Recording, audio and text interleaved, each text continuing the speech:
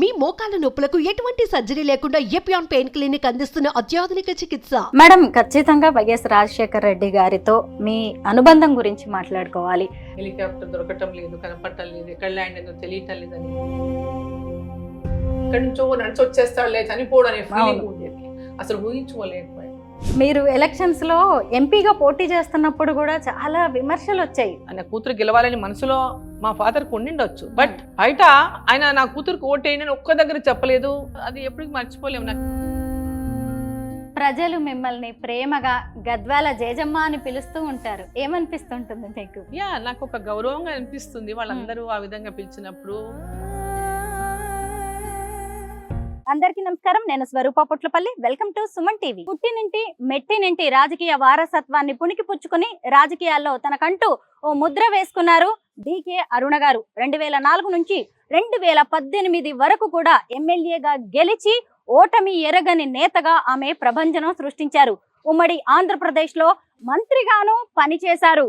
ఒకప్పుడు అసెంబ్లీలో తన వాయిస్ వినిపించిన డికే అరుణ గారు ఇప్పుడు మహబూబ్ నగర్ బీజేపీ ఎంపీగా గెలిచి పార్లమెంట్ లోనూ తానేంటో నిరూపించుకుంటూ ఉన్నారు. నారాయణపేట కాంగ్రెస్ ఎమ్మెల్యే పన్నికారెడ్డి మరెవరో కాదు, డికే అరుణ గారి మేనకోడలు.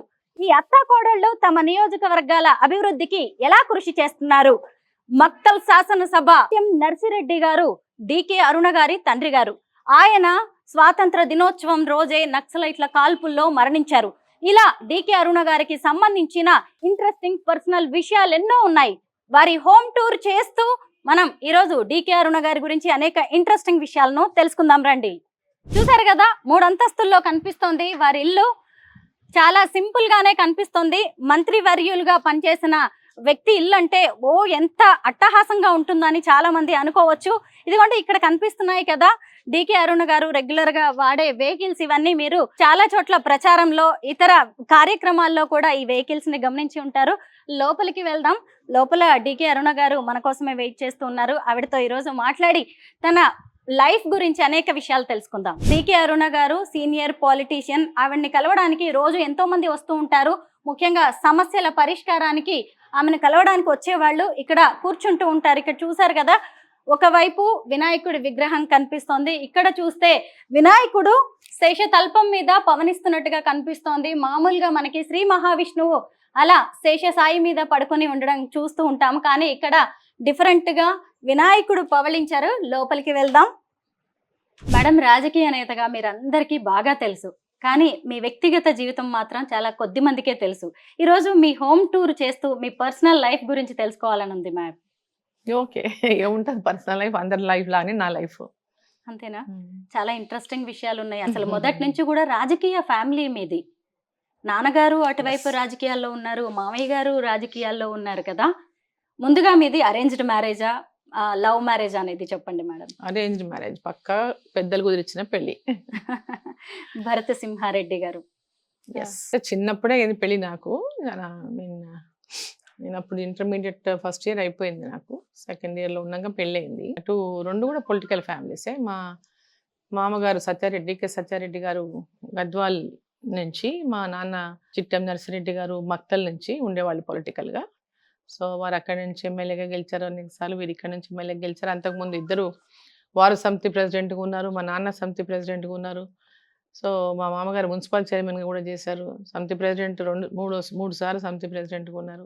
సో ఇక్కడ మా ఫాదర్ కూడా సమితి ప్రెసిడెంట్గా ఉన్నారు, సర్పంచ్ కూడా ఉన్నారు. ఫస్ట్ టైం సర్పంచ్, తర్వాత సమితి ప్రెసిడెంట్ అయ్యారు, తర్వాత ఎమ్మెల్సీ అయ్యారు, తర్వాత ఎమ్మెల్యే అయ్యారు. సో వారు కూడా ఇద్దరు కూడా రెండు పొలిటికల్ ఫ్యామిలీ, రెండు పక్క అంటే ఒకటే జిల్లా, ఉమ్మడి జిల్లా మహబూబ్ నగర్ జిల్లా ఉన్న ఈ రెండు నియోజకవర్గాలు, గద్వాల్ ఒకటి, ఇటు మక్తల్ ఒకటి, రెండింటి మధ్యలో అంటే మీరు ఇంకో కాన్స్టిట్యున్సీ, అప్పుడంటే పెద్ద కాన్స్టిట్యున్సీలు అనుకోండి, తర్వాత డీలిమిటేషన్లో కొత్త కాన్స్టిట్యున్సీలు అయినాయి. బట్ అప్పటికి కూడా పక్కపక్కల కాన్స్టిట్యున్సీ అనే చెప్పొచ్చు. ఏరు దాటితే అవతల మేము, గద్వాల్ ఏరు అవతల మక్తల్ ఉండేది. సో రెండు కూడా పొలిటికల్ రాజకీయ కుటుంబాలే కాబట్టి పొలిటికల్గా ఇక జిల్లాలో కూడా వాళ్ళిద్దరూ చాలా సర్వీస్ చేశారు, మా ఫాదర్ కానీ మా మామయ్య గారు కానీ. సరే, మా మామగారు చిన్న ఏజ్లోనే చనిపోయినారు. ఈవెన్ హీ వాజ్ 56 ఇయర్స్లోనే చనిపోయినారు మా మామగారు. సో ఆ తర్వాత మా బావ సమరసింహారెడ్డి గారు వచ్చారు పొలిటిక్స్లోకి. భరత్ సింహారెడ్డి గారు వారికి తోడుగా ఉండేటటువంటి వాళ్ళు. ఇప్పుడు కూడా పొలిటికల్గా రావాలని ఎప్పుడు కూడా ఊహించలేదు. అనుకోకుండా పొలిటికల్ ఎంట్రీ 96లో పార్లమెంట్ కంటెస్ట్ చేసిన నేను.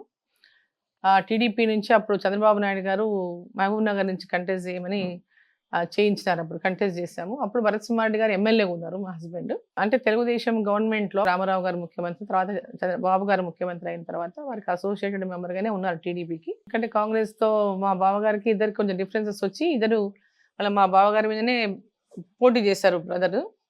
సో అట్లా ఇద్దరు కాంగ్రెస్ నుంచి మా బావగారు ఉండేది, వీరు టీడీపీ నుంచి అనుకున్న టీడీపీ టికెట్ రాలేదు కానీ ఇండిపెండెంట్గా పోటీ చేశారు అప్పుడు.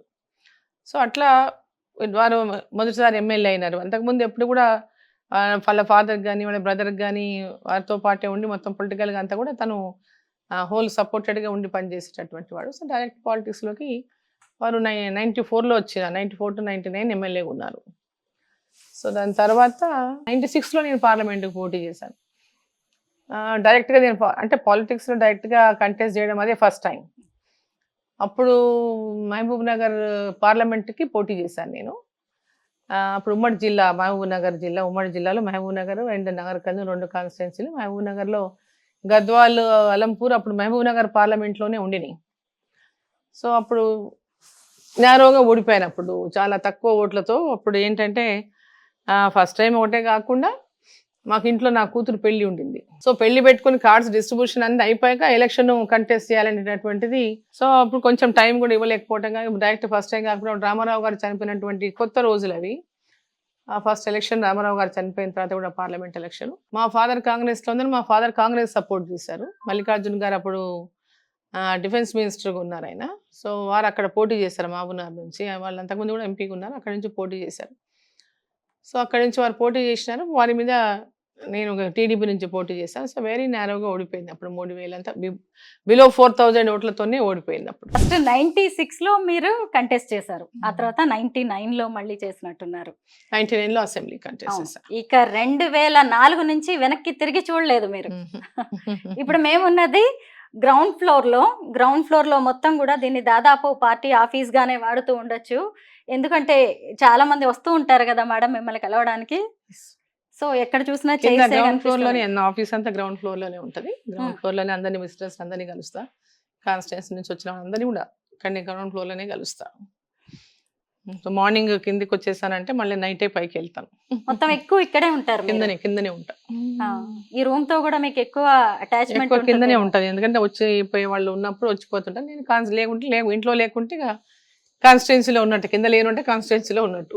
ఎప్పుడు కన్స్ట్రక్షన్ చేశారు మేడం ఈ ఇల్లు? ఇది చాలా ఏం లేదు. ఇక్కడ నేను జూబ్లీస్ లో ఇక్కడికి వచ్చి 86లో మొదలు పెట్టాము ఇల్లు. 87లో వచ్చాము ఇక్కడికి. 87 ఎండింగ్ లో వచ్చాము. అంటే 87 అంటే ఆల్మోస్ట్ 38 years అయింది ఇక్కడికి వచ్చి. నేను 38 years నుంచి 13 years నుంచి ఇదే ఇంట్లో ఉంటున్నాం. దాదాపు 40 ఏళ్ళు, 4 దశాబ్దాలుగా. అప్పుడు ఏమీ లేదు, ఇక్కడ అడవి ఉంది. నేను ఇక్కడ మేము ఇల్లు కట్టుకున్నప్పుడు ఇక్కడ అంతా అడవి ఉంది.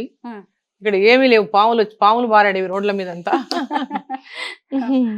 రోడ్ల మీద అంతా పాములు. ఇక్కడంతా అసలు రోడ్లు కూడా సరిగ్గా లేవు. చిన్న సింగిల్ రోడ్, మట్టి రోడ్డు ఉండేది మేము ఇక్కడ ఇల్లు కట్టుకున్నప్పుడు. అప్పుడు టెలిఫోన్ కూడా కనెక్షన్ రావాలంటే అంత ఫాస్ట్ గా టెలిఫోన్ కనెక్షన్లు వచ్చేది కాదు. సో టెలిఫోన్ కనెక్షన్ రావడానికి కూడా చాలా కాలం పట్టింది ఇక్కడికి. మొబైల్ ఫోన్లు లేవు అప్పుడు. సో ట్రాన్స్పోర్టేషన్ ఆటోలు కూడా కనపడేవి కాదు. ఎక్కడైనా పోవాలంటే ఎంత దూరం నడుచుకుంటూ పోవాల్సిందే ఆటో ఎక్కాలంటే, లేదా బస్సు ఎక్కాలంటే కూడా ఏదో చాలా దూరం వెనక పోయేవాల్సి వచ్చేది. బట్ అప్పుడు కారు ఉండేది కాబట్టి ఇక లేకపోతే చాలా కష్టం, ట్రాన్స్పోర్ట్ కూడా చాలా ఇబ్బందిగా ఉండేది. సో సొంత కారు లేకపోతే కూడా చాలా కష్టం ఇక్కడ అప్పుడు. అలాంటి ఈ ఏరియాలో ఎందుకు ఇల్లు కట్టుకోవాలనుకున్నారు? జూబ్లీ హిల్స్ అంటే ఇప్పుడంటే కాస్ట్లీ గానీ అప్పుడు కాదు కదా మేడం? అప్పుడు చాలా తక్కువ, మేము కొన్నది చాలా తక్కువ. అప్పుడు ఈ పక్క అంత అడవి కాబట్టి ఈ పక్క బంజారా హిల్స్, అన్నపూర్ణ స్టూడియోస్ వరకే జనసంచారం ఉండేది. దాటినాక ఇంకేం ఉండేది కాదు. కంప్లీట్ గా చీకటి అంతా ఉండేది. అప్పుడు ఈ గుట్టల్లో, వెనక గుట్టల్లో అంతా ఎక్కడైనా మర్డర్లు జరిగితే ఇక్కడే శవాలను వేసిపోయేటటువంటి వాళ్ళు. ఇక్కడ చాలా ఏదైనా క్రైమ్ జరిగిందంటే అది ఇక్కడే గుట్టలలోనో ఎక్కడనో ఎక్కువ రోజు వార్తలు చూసేటటువంటి వాళ్ళం లేపల్. సో అట్లా అంటే అప్పటి నుంచి ఉన్నాం మేము, అప్పటికి ఉన్నాము ఈ ప్లాట్ ని. సో అట్లనే ఇక్కడే కట్టుకున్నాం, ఇక్కడే ఉన్నాము. అప్పుడు మంత్రి గారుగా కూడా ఇక్కడే మీరు ఇక్కడ ఎమ్మెల్యేగా ఇక్కడే అయినాము. మా హస్బెండ్ కూడా ఎమ్మెల్యేగా ఇక్కడ ఉన్నప్పుడే అయ్యారు. దాని తర్వాత నేను ఎమ్మెల్యేగా ఇక్కడ నుంచి అయ్యాను, మంత్రికి ఇక్కడ నుంచి అయ్యాను. సో ఎంపీగా ఓడిపోయాము, గెలిచాము. ఇదే ఇంట్లోనే ఉండి ఓడిపోయాం, ఇదే ఇంట్లో ఉండి గెలిచాము. సో ఇంట్లో పార్లమెంట్ మెంబర్ కూడా ఇక్కడ ఉన్నప్పుడే అయ్యాను. సో ఈ ఇంట్లో ఐ మీన్ ఆల్మోస్ట్ 38 years అంటే చిన్న విషయం కాదు కదా. గెలుపోటముల్ని మీకు చూపించిన ఇల్లు ఇది. ఎస్, అన్ని అన్ని. అన్ని రకాలుగా మా బిడ్డల పెళ్లిళ్ళు ఇక్కడే చేసాం. మేడం ముగ్గురు పిల్లలు కదా? ముగ్గురు అమ్మాయిలు. ముగ్గురు అమ్మాయిలే, సూపర్. హ్యాపీగా అనిపిస్తుందా మేడం? హ్యాపీ. ఎవరిది వాళ్ళ బిజీ, వాళ్ళు నా బిజీ నేను. వాళ్ళు పెద్దగా అయ్యారు, పెళ్లిళ్ళు అయిపోయినాయి, వాళ్ళ పిల్లలు, వాళ్ళ లైఫ్ లో వాళ్ళు బిజీ, వాళ్ళ పిల్లలతో, వాళ్ళ ఫ్యామిలీతో. సరే, ఇప్పుడు నేను కూడా నా యొక్క పొలిటికల్ కెరియర్ లో నేను బిజీ. సో సమయం ఉన్నప్పుడు కలుసుకుంటుంటాము, వస్తుంటారు, పోతుంటారు. సో నడుస్తుంది ఫ్యామిలీ అంతా. ఒకవైపు మీరు రాజకీయ నేతగా ఉన్నారు, ఎమ్మెల్యేగా, ఎంపీగా, మంత్రిగా చాలా బిజీగా ఉంటారు కదా మేడం. ముగ్గురు ఆడపిల్లల్ని పెంచడంలో ఎప్పుడైనా ఇబ్బందిగా అనిపించలేదా? ఇప్పుడు నేను హౌస్ వైఫ్ గానే ఉన్నాను, అప్పుడేం ఇబ్బంది లేదు నాకు. ఎప్పుడైతే పాలిటిక్స్ లోకి ఎంటర్ అయిన తర్వాత ఇబ్బంది పడ్డా చాలని. ఇట్లా ఆడపిల్లల్ని వదిలేసిపోవడానికి ఇబ్బంది పడేదని అట్లా అందరినీ కూడా. ఆ పెద్ద పాప కొంచెం పెద్దగా ఉండింది, చిన్న వాళ్ళు ఇద్దరిని కూడా రెసిడెన్షియల్ స్కూల్స్ లో వేసాను. అప్పుడు నేను రెసిడెన్షియల్ స్కూల్లో వేస్తే వాళ్ళు రెసిడెన్షియల్లో ఉండి చదువుకున్నారు.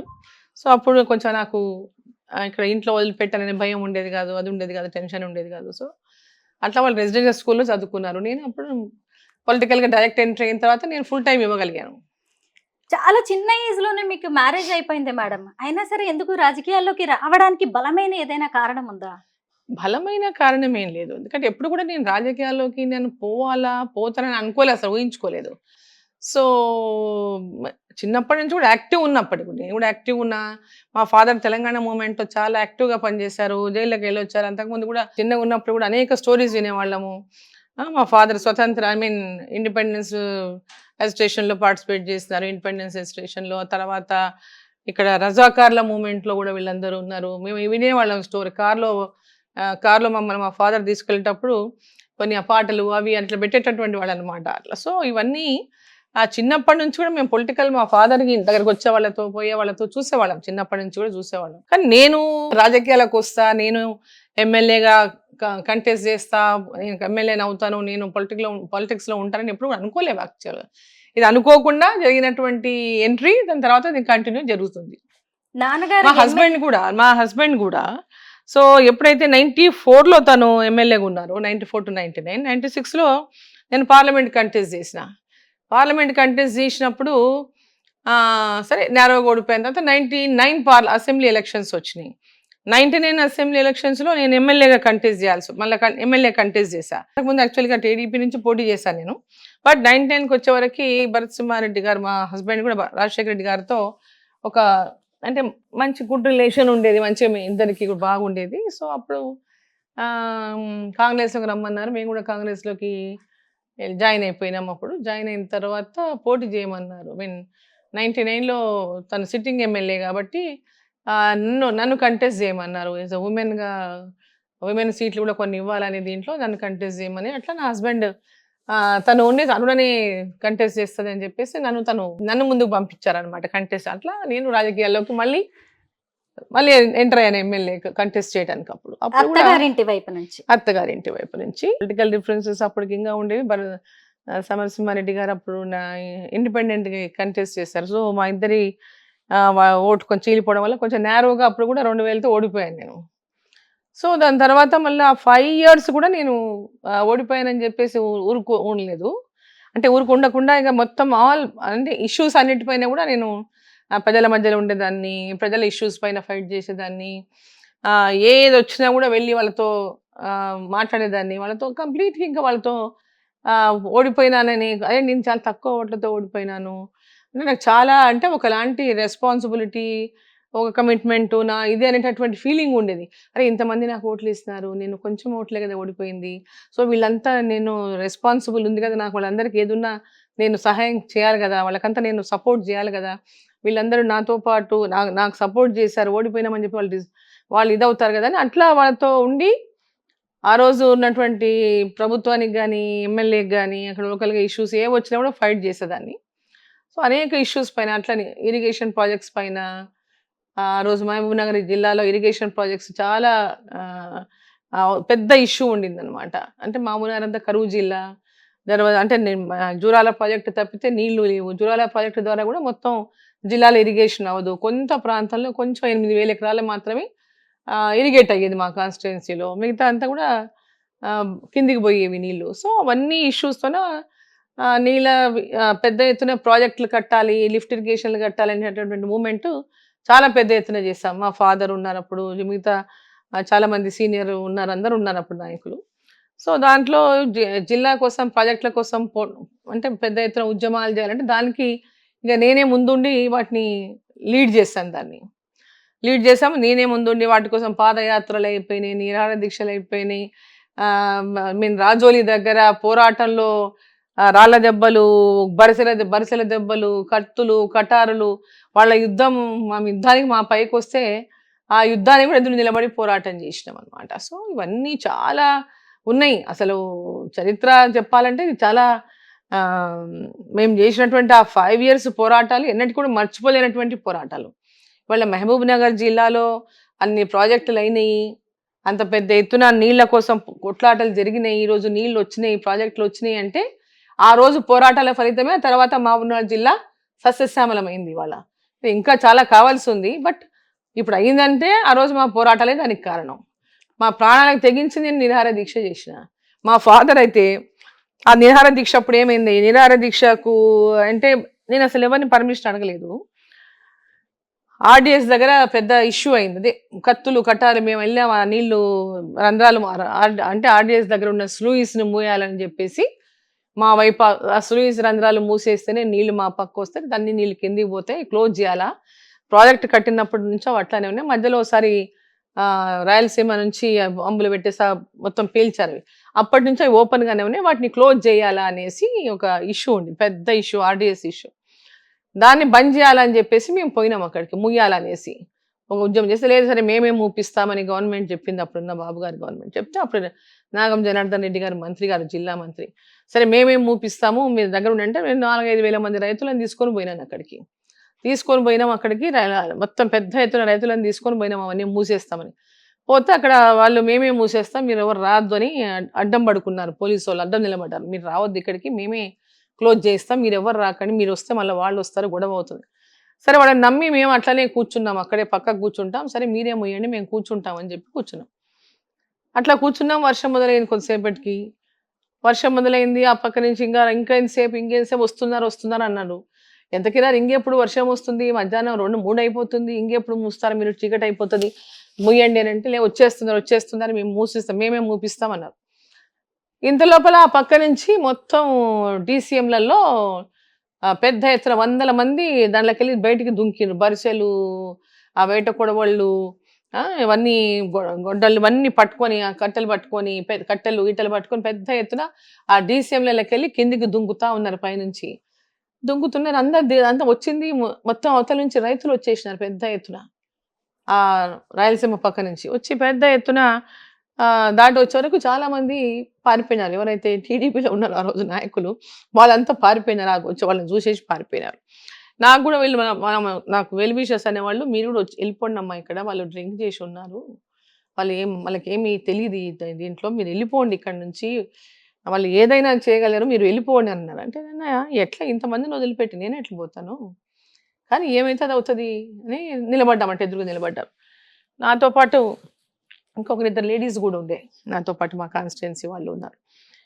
ఇక నిలబడ్డాము. అక్కడ అంత లోపల వాళ్ళు దుంకి ఇంకా పైకి వచ్చేస్తా ఉన్నారు, మమ్మల్ని తరిమేయడానికని వస్తూ ఉన్నారు. మేము అంటే నిలబడ్డాము, ఎదురు నిలబడి అమ్మ వచ్చేయండి అని వీళ్ళంతా అంటున్నారు. వాళ్ళంతా ఇట్లా సినిమాలో ఎట్లా చూపిస్తారు, ఇట్లా దుంకి అవన్నీ పట్టుకొని ఎట్లా వస్తారో అట్లనే వచ్చిన వాళ్ళు.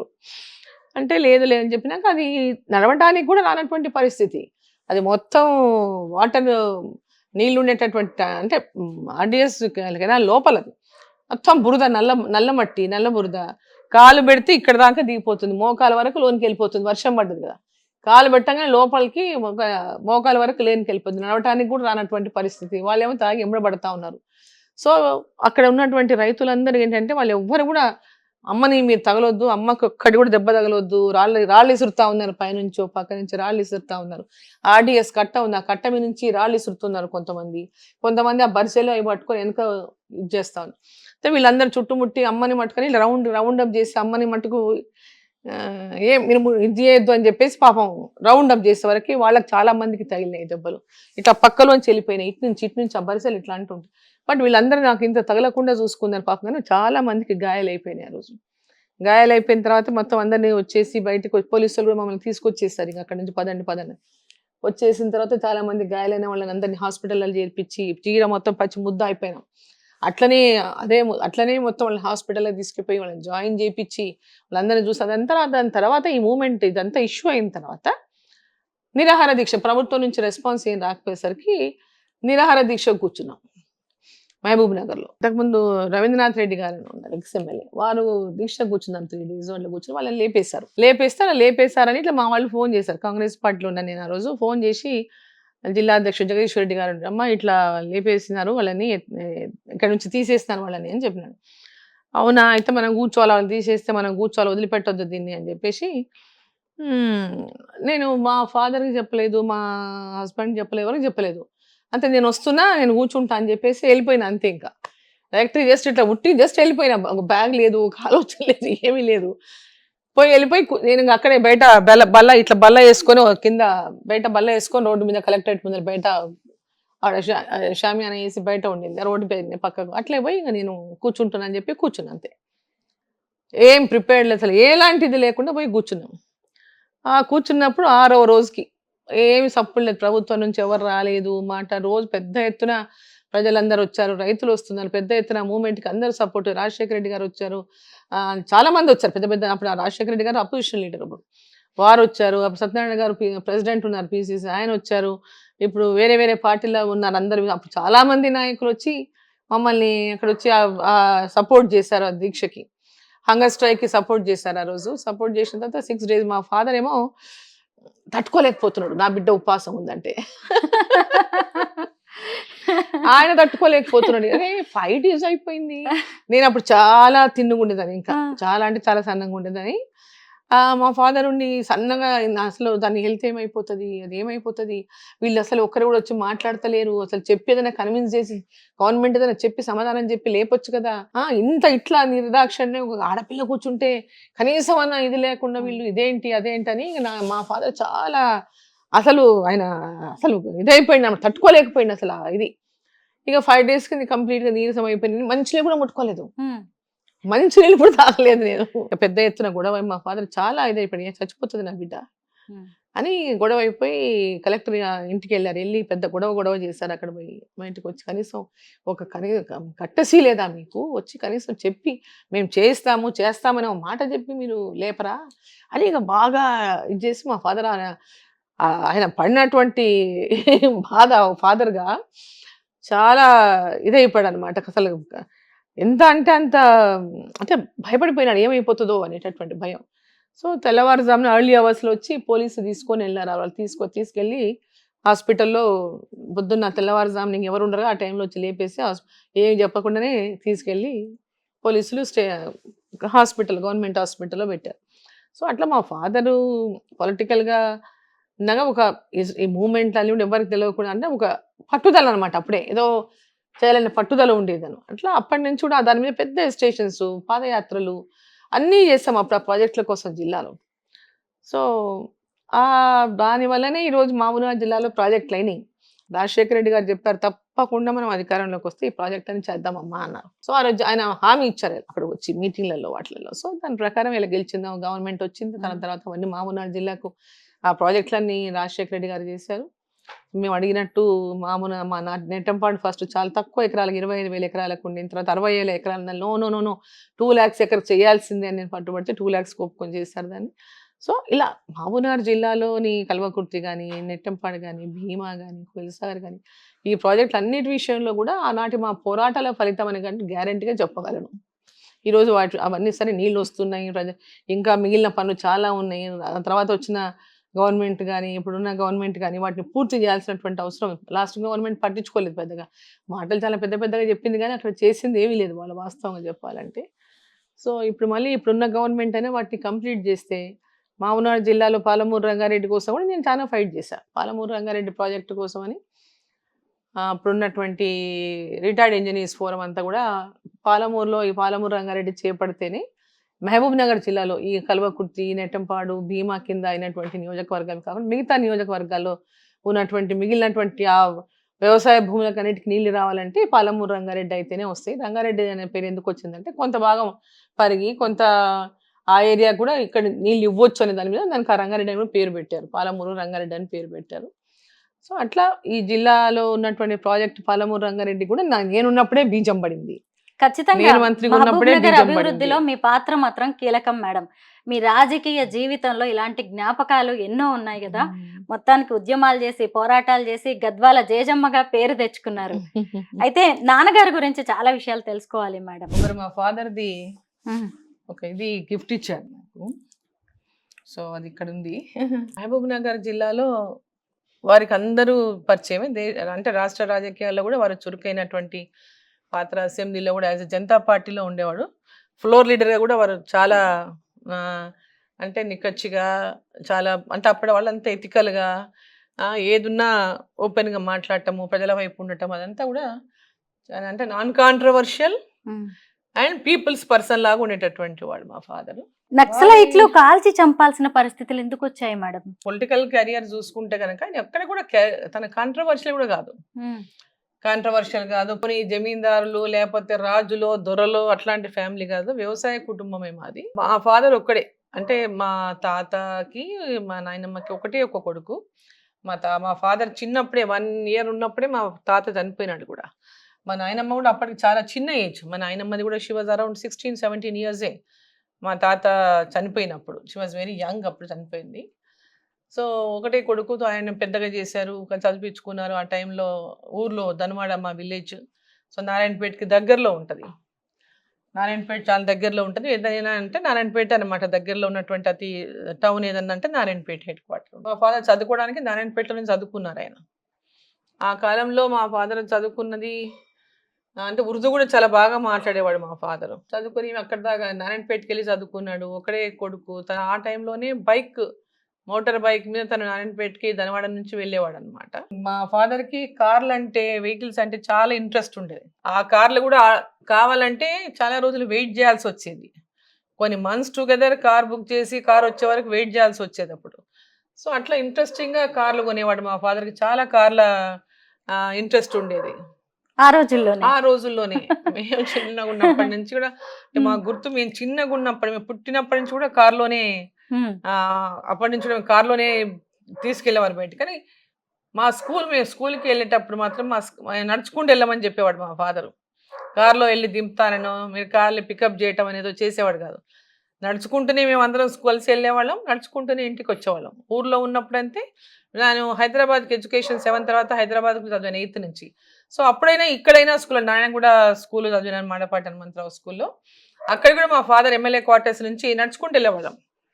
అప్పుడు ఇంత ట్రాఫిక్ కూడా లేదు రోడ్ల మీద, చాలా ఖాళీగా ఉండే అనుకోండి రోడ్లు. సో ఎప్పుడైనా వర్షం పడ్డా అట్లాంటి సిచ్యువేషన్ ఏమైనా వచ్చినప్పుడు పికప్ చేసేవాళ్ళు. లేకపోతే మోస్ట్ ఆఫ్ ది టైం తన ఊర్లో ఉంటే పికప్ చేసేవాళ్ళు. లేకపోతే మేము రిక్షాలలో వచ్చేవాళ్ళం వర్షం పడితే, లేకపోతే నడుచుకుంటూ వచ్చేవాళ్ళం.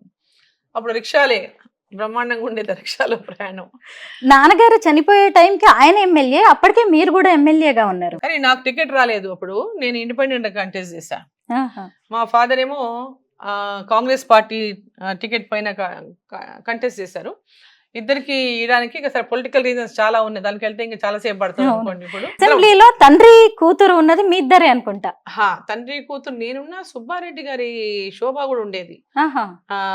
నాగిరెడ్డి, శోభా నాగిరెడ్డి గారు కూడా వాళ్ళ ఫాదర్ ఉండేవారు. సుబ్బారెడ్డి గారు, ఎస్వి సుబ్బారెడ్డి గారు. వాళ్ళిద్దరు తండ్రి కూతురు, మేము తల్లి కూతురు, మీరు తండ్రి కూతుళ్ళు. సో ఆ టైంలో నేను గెలిచా, మా ఫాదర్ గెలిచాడు. ఇద్దరం ఒకసారి అసెంబ్లీలోకి అడుగు పెట్టాం. కానీ మా ఫాదర్ గా చాలా తక్కువ కాలం ఉన్నారు అసెంబ్లీలో. గెలిచిన తర్వాత 2004లో గెలిచి వచ్చాము.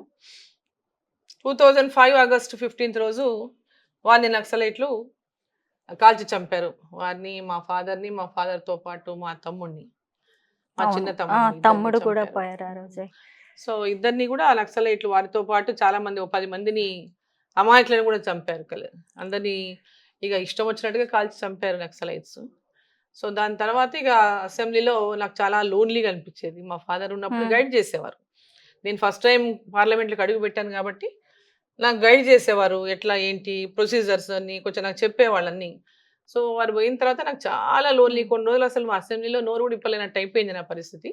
అంటే అంత చూస్తే మా ఫాదరే కనిపించేవాడు నాకు. సో, అట్లా చాలా చాలా రోజులు అసలు చాలా ఇదిగా ఉన్నాను తర్వాత. తర్వాత మెల్లిగా అలవాటు అయిపోయిన తర్వాత నక్సలైట్లు మీ తండ్రిని, తమ్ముడిని, 10 మంది అమాయకుల్ని కాల్చి చంపారు. అంటే నక్సలైట్లు అంటేనే మీ జీవితంలో ఒక చేదు జ్ఞాపకంలా మిగిలిపోయారు కదా, Yes. కోపం లేదా?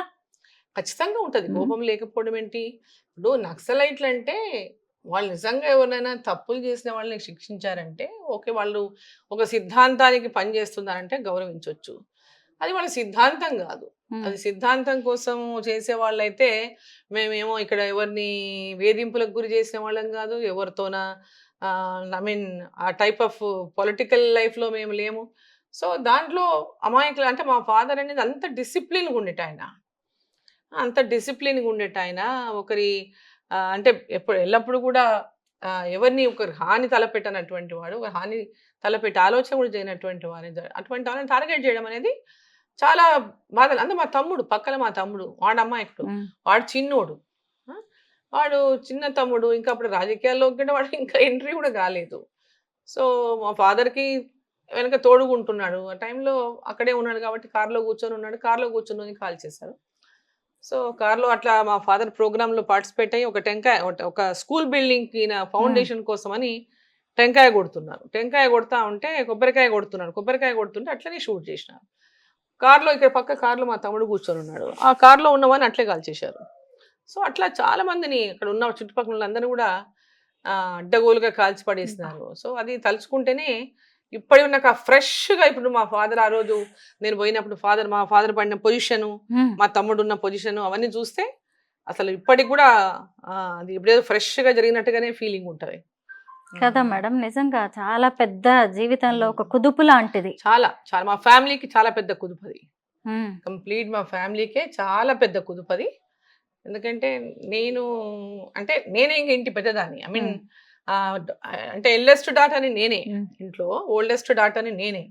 సో, నా తర్వాతనే మా సిస్టర్స్, మా తమ్ముళ్ళు అందరు చిన్నోళ్ళు. సో, ఇక అప్పుడు నేనే ఇంటికి పెద్దదానిగా వ్యవహరించాల్సి వచ్చింది. అవును, దాని నుంచి తేరుకోవడానికి కూడా చాలా సమయం బట్టి టైం ఉంటది. పట్టింది. చాలా టైం. మేడం, మీ హోమ్ టూర్ అనుకున్నాం కానీ అలా ఫ్లాష్ బ్యాక్ లోకి వెళ్ళిపోతూ ఉన్నాం. వినాలనిపిస్తుంది మీ మాటలు. మేడం, ఎక్కడ చూసినా గానీ గ్రౌండ్ ఫ్లోర్ లో అన్ని మీకు వచ్చిన గిఫ్ట్ ఆర్టికల్స్ లాగా కనిపిస్తున్నాయి. మెమెంటోస్ ప్రోగ్రామ్‌లకి వెళ్ళినప్పుడు లేదా పాపం అభిమానులు వాళ్ళు ఇష్టంగా వచ్చి ఏదో కలవడానికి వచ్చినప్పుడు ఇక దానికి ప్లేస్ లేక అట్లా పెట్టేసాం. అన్ని అట్లా ఉన్నాయి. ఎక్కడ కానీ చూసినా ఎంత కూడా. బాగా ఆర్గనైజ్డ్ గా పెట్టుకున్నారు మేడం. ఎక్కడ చూసినా గానీ అంటే ప్రతి చిన్న వస్తువుకి మీరు ఎంత వాల్యూ ఇస్తారు అనేది కూడా ఇక్కడ కనిపిస్తూ ఉంది. ఇదిగోండి, ఇక్కడ కూడా షెల్ఫ్ లో ఇచ్చారు. అంటే ఇచ్చినవి ఎవరైనా అభిమానంతో ఇచ్చినప్పుడు వాటిని ఏం చేయలేము. అవునా సో, మేడం, అది పాపం వాళ్ళు ఎంతో కష్టపడి చేసినారు. ఎంత అందంగా ఉన్నారు నిజంగా. రావి ఆకు మీద వేశారు. ఎవరో రావి ఆకు మీ మీద పెయింటింగ్ వేశారు. వేసినట్టున్నారు మేడం.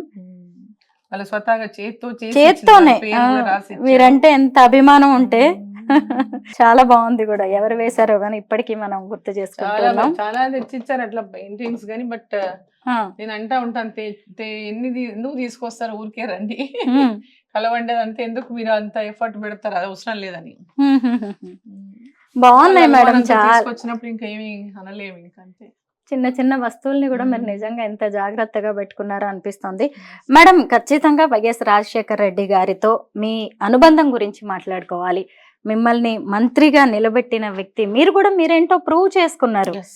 ఎందుకంటే ఆంధ్రప్రదేశ్ రాజకీయాల్లో డికే అరుణ గారిది కూడా ఒక అధ్యాయం. 2004లో నేను ఇండిపెండెంట్ ఎమ్మెల్యేను కాబట్టి అక్కడ టెక్నికల్ గా సమాజ్వాదీ పార్టీ అని ఉండింది నాకు గుర్తు. ఇండిపెండెంట్ గుర్తుతో గెలిచిన టెక్నికల్ గా సమాజ్వాదీ పార్టీ అని రాశాం కాబట్టి సమాజ్వాదీ పార్టీ అని ఉండింది కాబట్టి వారు నాకు మంత్రి పదవి ఇవ్వలేకపోయారు ఫస్ట్ టర్మ్ లో. సో, ఇవ్వలేకపోయినా నాకు డెవలప్మెంట్ పరంగా చాలా రకాలుగా ఫండ్స్ ఇచ్చారు.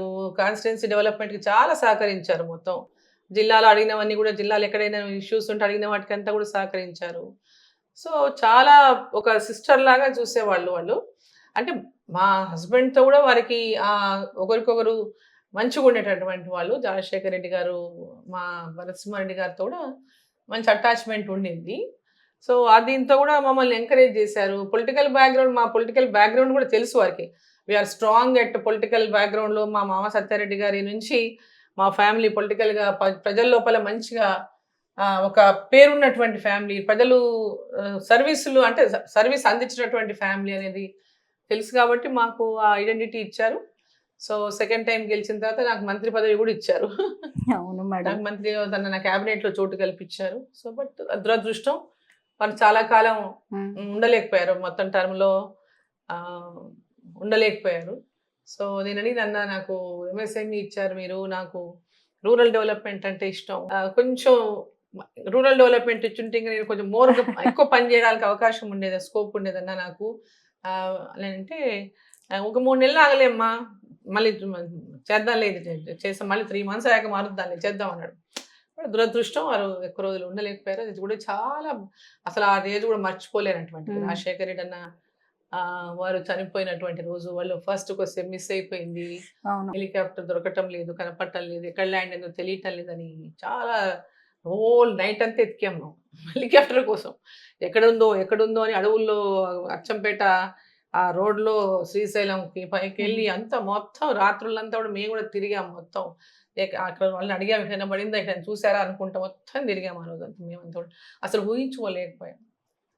అంటే ఒక ఫీలింగ్, ఆయన ఎక్కడి నుంచో నడిచి వచ్చేస్తాడులే చనిపోవడం అనే ఫీలింగ్ ఉండేది. సో సరే అది చాలా మిస్ చేస్తాము, రాజశేఖర్ రెడ్డి చాలా మిస్ చేస్తాము. మీరు మంత్రిగా ఉన్న టైంలోనే రాజశేఖర్ రెడ్డి గారు, రోషే గారు, కిరణ్ కుమార్ రెడ్డి గారు కూడా అప్పటికే సీఎం అయినట్టున్నారు. రోషే గారు అయ్యారు ఫస్ట్, రోషే గారి తర్వాత కిరణ్ కుమార్ రెడ్డి. అందరి క్యాబినెట్ లో పనిచేశారు మీరు. అవును, అప్పుడు మీరుండేవారు, కొండా సురేఖ గారు ఉండేవారు, తర్వాత సబితా ఇంద్రారెడ్డి గారు, సునీత గారు, అవును, ఎంత మంది మహిళా మంత్రులు ఉండేవాళ్ళు మేడం. ఇప్పుడు తలుచుకుంటే నిజంగా 5 తెలంగాణ నుంచే, 5 తెలంగాణ నుంచే. అబ్బా, అప్పటి మన మహిళా మంత్రులు 6 మంత్రులు, 5 తెలంగాణ నుంచే ఉన్నాం. ఒక్కరే గల్లా అరుణకుమారి గారు ఆంధ్ర నుంచి ఉన్నారు, తిరుపతి నుంచి. గల్లా అరుణ మేడం, అవును నిజమే. ఇప్పటికీ తలుచుకుంటుంటే అసలు మహిళా మంత్రులు ఆ హోదా, హుందాతనం బాగుండేది మేడం ఆ రోజుల్లో. అంటే వారు మాకున్నటువంటి, అంటే మేము చేయగలుగుతాము, మాకున్నటువంటి సమర్థతను గుర్తించి మాకు మంత్రి పదవులు ఇచ్చారు. సో అందరు కూడా అలానే వాళ్ళ నిరూపించుకున్నారు. ఆల్ విమెన్ మినిస్టర్స్ అంతా కూడా దే హ్యావ్ ప్రూవ్డ్ దెమ్సెల్వ్స్. చక్కగా వారి యొక్క శాఖలను అంటే అంటే వాళ్ళ శాఖలలో సమర్థవంతంగా పరిపాలించడంలో అందరూ కూడా they have proved, all women ministers are all proved themselves. నిజమే మేడం. ఈ రోజు కూడా మీరందరూ ఇలా నిలబడ్డారు, పెద్ద పెద్ద నేషనల్ పార్టీలోకి వచ్చి కూడా మళ్ళీ మీరు రాజ్యం ఏలగలుగుతున్నారు అంటే ఆ రోజుల నుంచి వచ్చిందే మేడం ఇదంతా కూడా. ఇప్పుడు ఎవరైనా మన లోపల ఉన్నటువంటి ఏదైనా ఒక శక్తి కానివ్వండి, సామర్థ్యం కానివ్వండి, బయటికి రావాలి అంటే అవకాశం రావాలి. కరెక్ట్. అవకాశం వచ్చినప్పుడే ఆ సామర్థ్యం, మన సామర్థ్యం గాని మన శక్తి గాని బయటకు వస్తాయి, లేకపోతే ఎట్లా వస్తాయి? ఇదంతా గ్రౌండ్ ఫ్లోర్, ఇక్కడ ఒక రూమ్ ఉంది. ఎక్కడ చూసినా మీకు వచ్చిన మెమంటోస్, గిఫ్ట్స్ కనిపిస్తూ ఉన్నాయి మేడం. ఫస్ట్ ఫ్లోర్కి వెళ్దాం.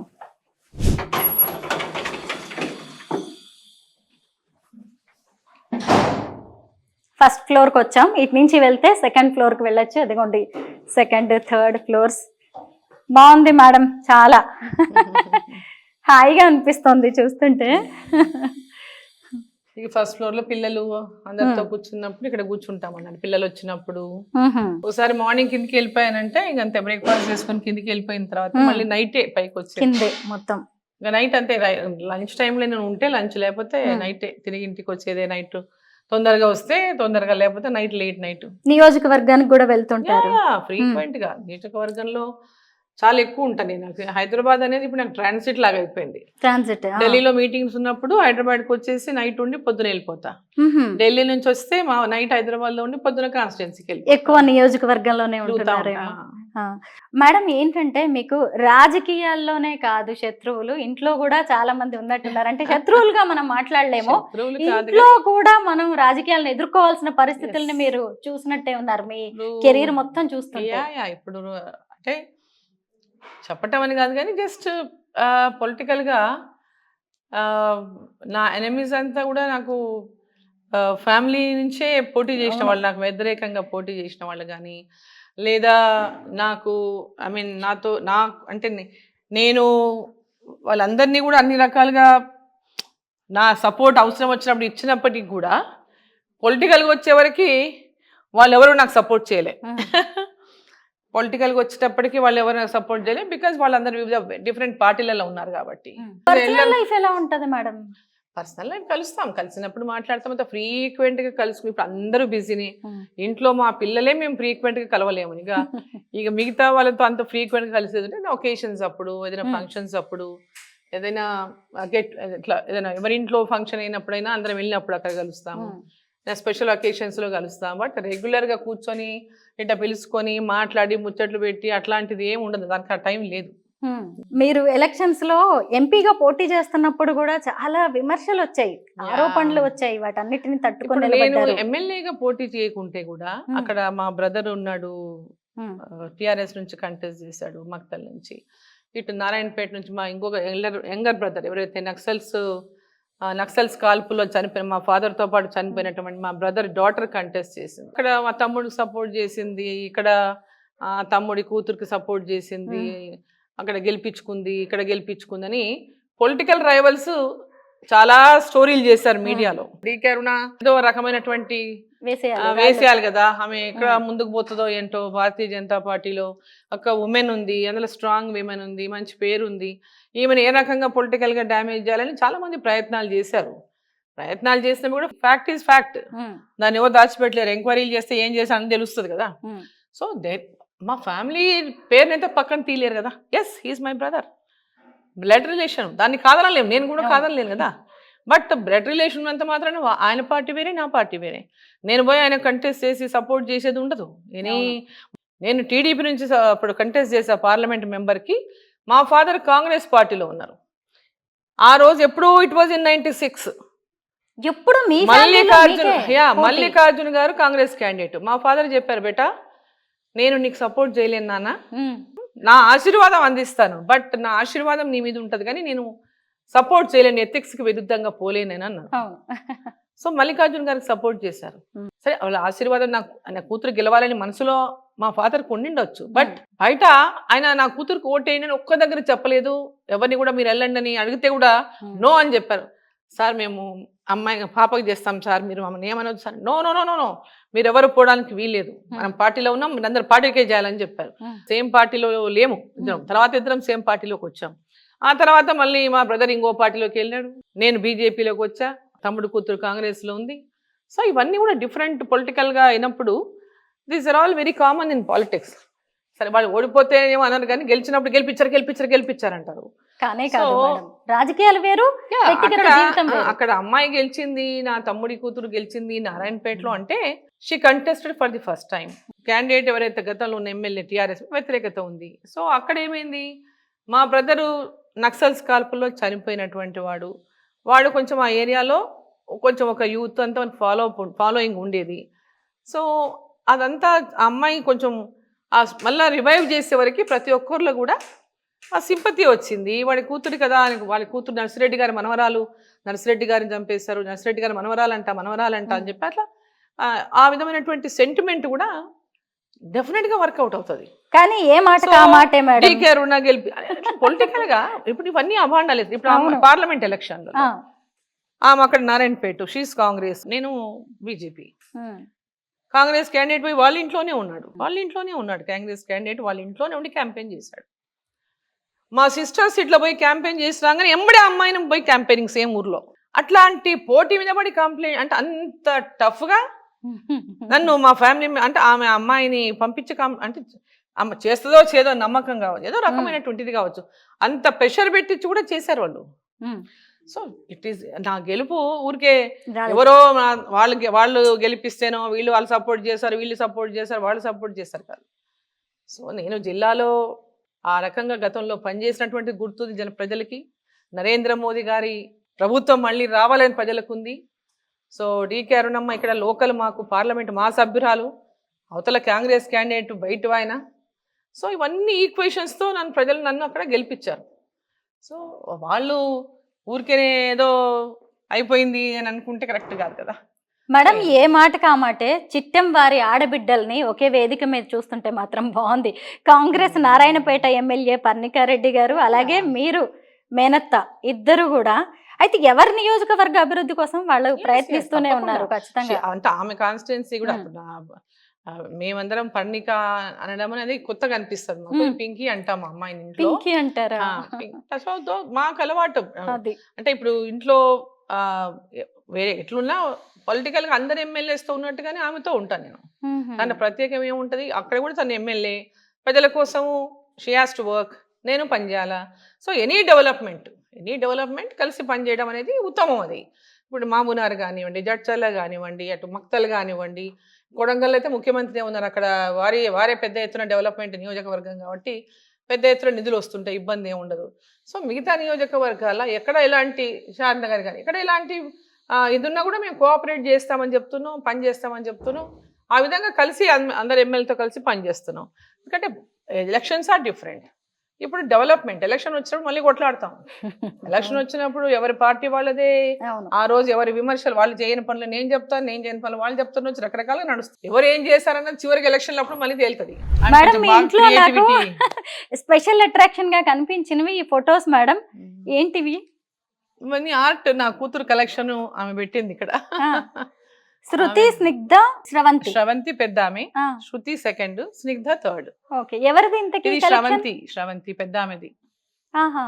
ఆమె ఆర్ట్ కలెక్ట్ చేస్తుంటది. సో ఇవి ఆమెదే చేత్తో వేసిన ఆట మేడం? అంత చేత్తో వేసింది. సమ్ ఆర్టిస్ట్ తన కలెక్షన్ అదంతా. ఎక్కువ యానిమల్స్ లాంటివే కనిపిస్తున్నాయి, ఎద్దులు, అడవి దున్నలు, పెయింట్ ఆర్టిస్ట్ కదా. థీమ్ ఉన్నట్టుంది మేడం. మేడం ఇప్పుడు బీజేపీ ఎంపీగా ఉన్నారు, అలాగే బీజేపీ నేషనల్ వైస్ ప్రెసిడెంట్ గా కూడా ఉన్నారు.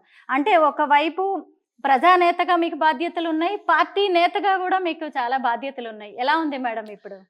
పార్టీ ఇచ్చినటువంటి ఏ ప్రోగ్రామ్స్ అయినా కూడా కింది దాకా తీసుకెళ్తాం యాజ్ ఏ పదాధికారి, ఆఫీస్ బేరర్గా. ఓకే, నేషనల్ ఆఫీస్ బేరర్గా whatever responsibility party gives అది తీసుకెళ్తా ఉంటాం. పార్టీ ఇచ్చినటువంటి ప్రోగ్రామ్స్ కానీ, ఎంపీగా నా ప్రోగ్రామ్స్ కానీ ఇవన్నీ కూడా కంటిన్యూగా జరుగుతూనే ఉంటాయి. భారతీయ జనతా పార్టీలో జనాల మధ్యలో ఉంచేటటువంటి కార్యక్రమాలు పార్టీ ఎక్కువ పెద్ద ఎత్తున చేస్తుంది. సో ఆ కార్యక్రమాల్లో ఆల్మోస్ట్ ఇన్వాల్వ్ అయి ఉంటాము. అట్లే పార్లమెంట్ మెంబర్గా ఆఫీషియల్ ప్రోగ్రామ్స్లో ఇన్వాల్వ్ అవుతాము, డెవలప్మెంట్ ప్రోగ్రామ్స్లో ఇన్వాల్వ్ అవుతాము. దీస్ ఆర్ ఆల్ అలవాటు అయిపోయింది కాబట్టి నాకేమి పెద్ద దీంట్లో ఇబ్బంది కూడా ఏమి ఉండదు. ప్రజలు మిమ్మల్ని ప్రేమగా గద్వాల జేజమ్మ అని పిలుస్తూ ఉంటారు, ఏమనిపిస్తుంటుంది మీకు? నాకు ఒక గౌరవంగా అనిపిస్తుంది. వాళ్ళందరూ ఆ విధంగా పిలిచినప్పుడు రెస్పాన్సిబిలిటీ ఇంకా నాకు ఎక్కువ ఉందని అనిపిస్తుంది. వాళ్ళు ఎవరేం ఆలోచించినా నేను వాళ్ళందరి ఆ ప్రాంతం అభివృద్ధి గురించి ఎప్పుడూ ఆలోచిస్తూనే ఉంటాను. ఇప్పుడు నేను గద్వాల్లో నియోజకవర్గం నుంచి నేను ఎమ్మెల్యేగా లేకపోయినా, నేను ఎమ్మెల్యేగా అక్కడ ఎంతో కాలం పనిచేశాను, చాలా అనుబంధం ఉంది. నేను పెళ్లి చేసుకొని అక్కడికి వెళ్ళింది 1975లో. సో అన్నేళ్ల నుంచి మధ్యలో హైదరాబాద్కి షిఫ్ట్ అయినా అప్ అండ్ డౌన్ పోతూ రావడము, ఇక పాలిటిక్స్లో కంటిన్యూగా జనాలతో ఉండడము, అప్ అండ్ డౌన్ చేసినప్పటికీ ఆ ప్రాంతంతో ఉన్నటువంటి అనుబంధమే డిఫరెంట్. అది ఎప్పుడు మర్చిపోలేము.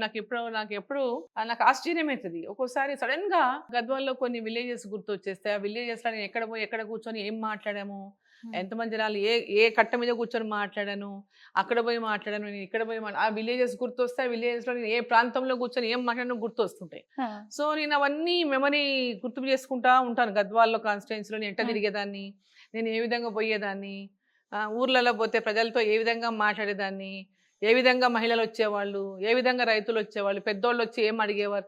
సో ఇవన్నీ నాకు ఆ మెమరీస్ అన్నీ కంటిన్యూగా ఎప్పటికప్పుడు వస్తూనే ఉంటాయి. వాటిని గుర్తు చేసుకుంటూనే ఉంటా. సో ఇప్పుడు మహబూబ్ నగర్ పార్లమెంటు అంటే కాన్స్టిట్యుయెన్సీ అనేది పార్లమెంట్ కాన్స్టిట్యుయెన్సీ 7 కాన్స్టిట్యుయెన్సీలు.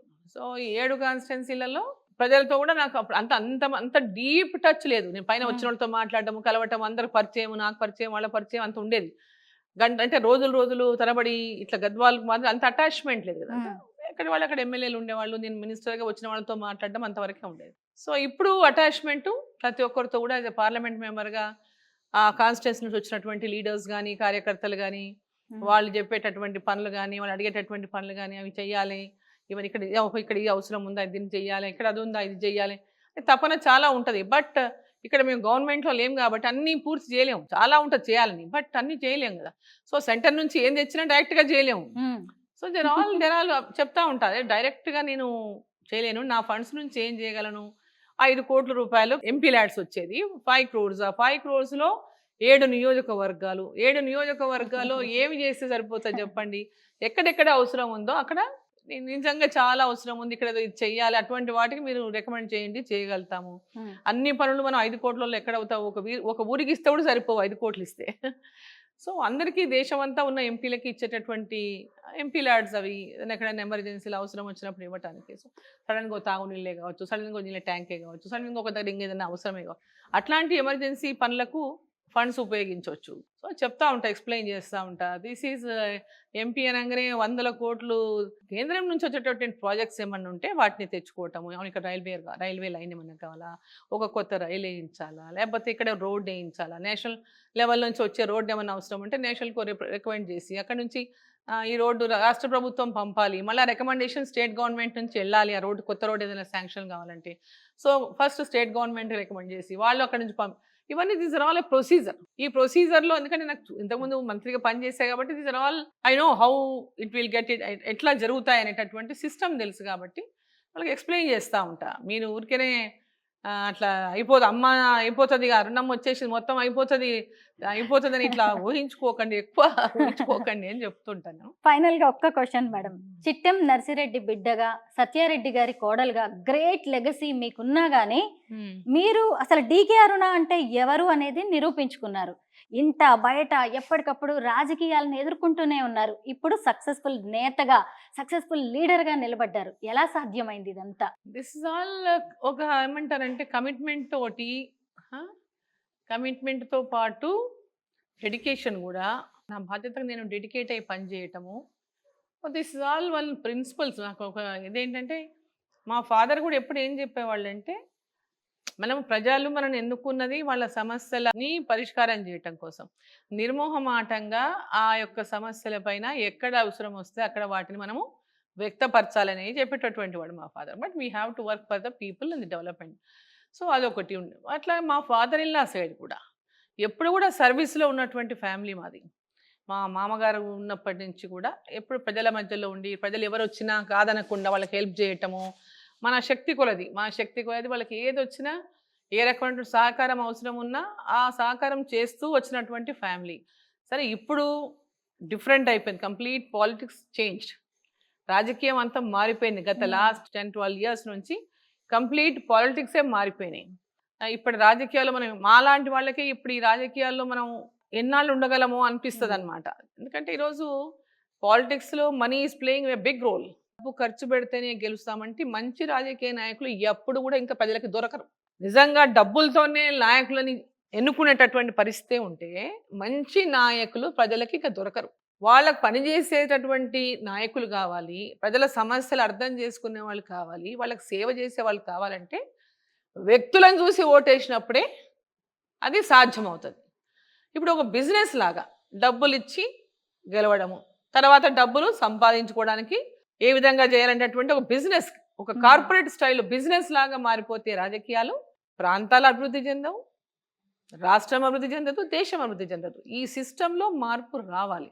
ఆ సిస్టమ్ అనేది చాలా, ఒకప్పుడు సర్వీస్ని చూసి వాళ్ళ సేవలను చూసి ఓటేసేవాళ్ళు. ఇద్దరు మంచి వాళ్ళు ఉన్నప్పటికీ కూడా సో ఎవరినో ఒకరి మంచి వాళ్ళని ఎన్నుకునే వాళ్ళు. ఇద్దరిలో ఒకసారి వీళ్ళని ఒకసారి వారిని ఎన్నుకునేటటువంటి పరిస్థితి. ఇద్దరు మంచి వాళ్ళు ఉంటే ఏం చేసేవాళ్ళు, ఓసారి ఆయన కోటు ఓసారి ఈయన కోటు అని ఇద్దరికి ఒకసారి వాళ్ళని గెలిపినా ఒకసారి వినిగా, ఇట్లా అలవాటు అయిపోయింది ఆ కాలంలో చాలా వరకు. సో ఎవరు మంచి వ్యక్తులు వేరే చోట కాంపిటీషన్ లేని చోట ఒకటే వ్యక్తి మంచి వాళ్ళని ఎన్నుకుంటూ రావడం జరిగింది. అలా సౌత్లోనే విపరీతమైనటువంటి డబ్బు ఖర్చు రాజకీయాలకి. రాజకీయాలు ఇప్పుడు 33% ఉమెన్ రిజర్వేషన్ వస్తుంది. 33% ఉమెన్ రిజర్వేషన్ వచ్చిన తర్వాత ప్రతి ఉమెన్, అవతల వాళ్ళు ఉమెనే ఉంటారు, ఇక్కడ అందరూ ఖర్చు పెట్టకుండా ప్రజలలో ప్రజలు ఎవరిని ఎన్నుకుంటే వాళ్ళకి ఎన్నుకుంటే అది దట్స్ డిఫరెంట్. బట్ ఇట్లా కూడా డబ్బుల ప్రభావం ఏర్పడితే ప్రజలు కూడా ఎవరైతే సర్వీస్ చేస్తారో, ఎవరికైతే సర్వీస్ చేయాలనేటటువంటి టైం ఇచ్చి ప్రజల గురించి ఆలోచించి పనిచేసే వాళ్ళు ఉన్నారు, ఎన్నికల్లో డబ్బులు చూయించి ఓట్లు వేయించుకొని కనబడకుండా పోతున్నారో ఇవన్నీ కూడా వాళ్ళు చూసుకొని పని ఎవరైతే అంటే వాళ్ళ అభివృద్ధి కోసం కానీ, ప్రాంతం అభివృద్ధి కోసం కానీ, రాష్ట్రం అభివృద్ధి కావాలన్నా ఒక కమిట్మెంట్ ఉండాలి, ఏదో చేయాలని ఒక తపన ఉండాలి, ఇక్కడ ఏదో జరగాలి అనేటటువంటి ఒక కోరిక ఉండాలి. సో అది లేకుండా సాధ్యం కాదు. పాలిటిక్స్లో మార్పు రావాల్సినటువంటి అవసరం అయితే చాలా ఖచ్చితంగా ఉంది. పొలిటికల్ లీడర్గా డీకే అరుణ గారి జీవితం అందరికీ తెరిచిన పుస్తకమే. కానీ ఈ రోజు మీ గురించి అనేక వ్యక్తిగత విషయాలు తెలుసుకునే అవకాశం మాకు కల్పించారు madam. Thank you so much. Thank you Swarupa. Thank you.